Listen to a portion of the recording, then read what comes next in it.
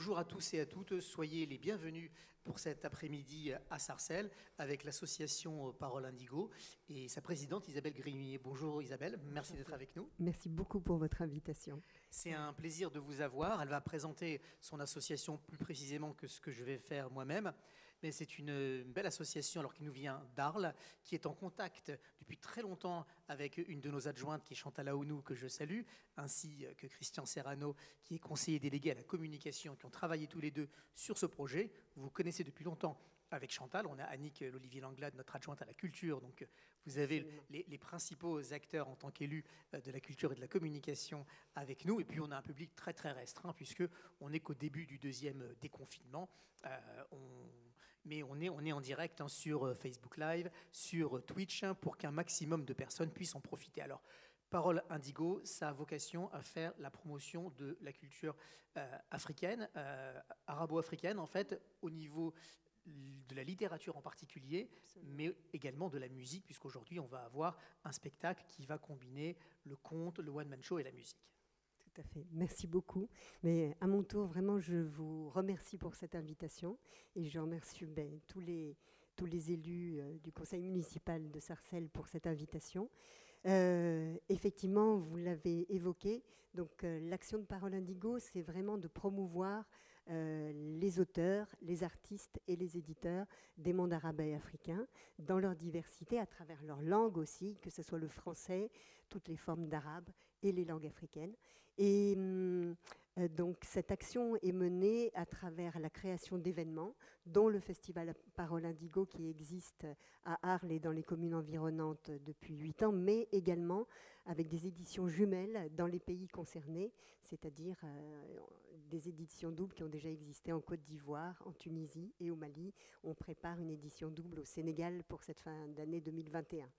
C'est aussi donc la création d'un gros projet qui s'appelle l'African Book Truck et qui va être la création d'une structure mobile qui va prendre la forme d'un camion entièrement décoré, qui aura un grand espace latéral pour accueillir des ateliers, des mini-spectacles, des rencontres, et qui va prendre la route à partir de début 2021 pour aller à la rencontre de tous les publics, que ce soit donc dans les zones urbaines ou dans les zones rurales, et partager la richesse de tous ces ouvrages qui sont porteurs de la création africaine telle qu'elle se fait en ce moment et sur le continent. Et c'est ce à quoi on tient particulièrement, parce que je pense que c'est une part de nous-mêmes tous qui est là pour nous enrichir. Et le livre est un vecteur tellement commode que voilà, c'est ce vecteur-là qu'on souhaite promouvoir. Merci beaucoup Isabelle, effectivement ça a l'air tout à fait passionnant. C'est vrai qu'à Sarcelles on est dans une ville qu'on appelle souvent une ville-monde, tellement les origines de sa population sont diverses, tellement ses influences culturelles sont diverses. Et puis notre projet c'est de réussir à les faire s'enrichir mutuellement.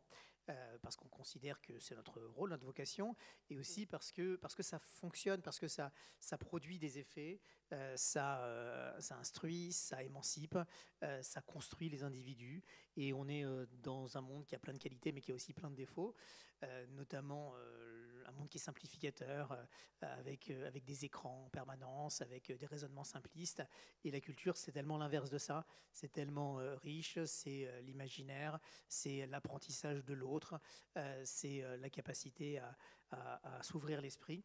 Et c'est ce qu'on essaye d'amener, nous, dans tout le projet éducatif et culturel que l'on porte, sur lequel on accompagne l'ensemble des Sarcellois.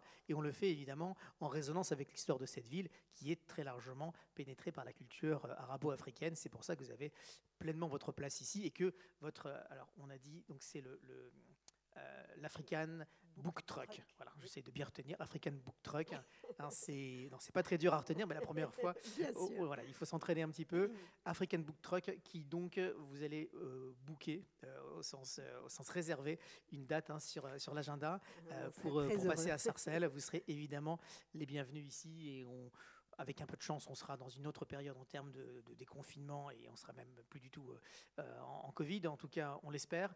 Et quoi qu'il arrive, vous serez les bienvenus et on fera un bel événement autour de cette excellente initiative pour laquelle on vous félicite déjà. Merci. Et puis cet après-midi, peut-être nous parler un petit peu du programme. Alors, je vais annoncer quand même les artistes et puis je vais vous laisser dire un mot un peu plus long. On va avoir 3 séquences, notamment donc, Soro Solo, comme son nom l'indique, en solo, donc pour un one-man show humoristique, je crois. Entre autres humoristiques, pas que. On aura également un moment de conte avec Tierno Diallo. Et puis ensuite, on aura un moment musical avec Jean-Philippe Riquiel et Lanciné Kouyaté. Donc 3 séquences qui vont se succéder et qui vont amener une palette d'émotions, de couleurs différentes pour nous faire voyager au cœur de la culture africaine.